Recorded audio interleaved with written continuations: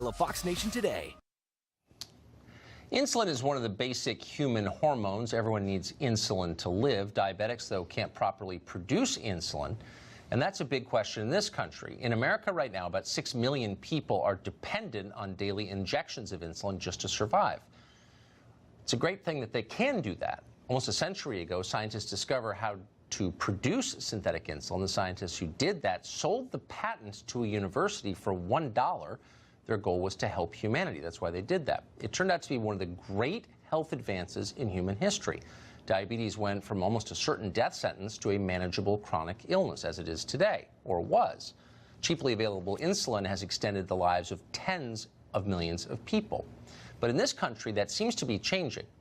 For the last 20 years or so, the price of insulin has been rising very quickly, even relative to other healthcare costs. One top insulin drug, Novolog, rose in price 353% in just 14 years. It isn't exceptional, and the growth has shown no signs of stopping. Thanks to these price hikes, millions of diabetics have started rationing their insulin, gambling with their health, and likely shortening their lives to save money. They have no choice. A cheap medicine that your parents took for granted increasingly is inaccessible to poorer Americans that are already the group most likely to suffer from diabetes in the first place, as you probably know. Now, there are a lot of reasons this is happening. One is that drug companies keep slightly tweaking their formulas so their drugs never leave patent, and generic competitors can't enter the market to compete with them. Another reason is rigid FDA regulations, which make it costly and time-consuming to put a new insulin drug on the market. Pharmaceutical companies use legal challenges to deter competition, too. Of course, most companies do that. And, of course, greed plays a role, too. That's a word that we don't use very often, but it's still real, one of the deadly sins, for good reason.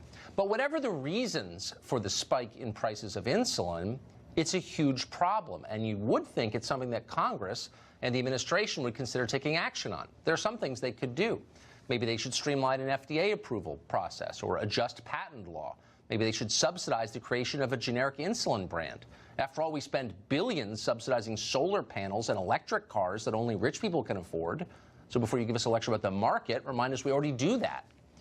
We're not sure what the best solution is. We're not scientists or economists, but we can say this is a real problem that Congress appears to be ignoring.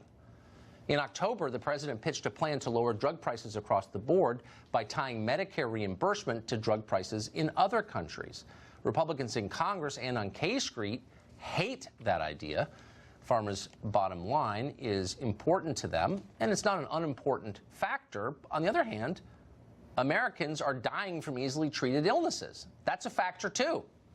On the left, well, they don't care at all, at least not right now. Their top priority is impeaching Trump, not collaborating with Trump on health care. And just like on tech and other issues, they're easily distracted by superficial political signaling. Sanofi, it's one of the companies now driving up insulin prices, but that company won some degree of credibility from the left last summer and is now insulated from criticism. Why? Well, because when Roseanne Barr blamed Ambien for the ill-advised tweets that got our show canceled, that company tweeted that racism is not a side effect of its medications. And the left roared with laughter. Go, Big Pharma! If only they'd roar about that company extorting poor Americans with life-saving drugs. But just like on immigration or trade or automation or global warming, it doesn't matter when America's most vulnerable are hurt. Its actual most vulnerable people, no one in D.C. and particularly no one on the left seems to care, not their constituency.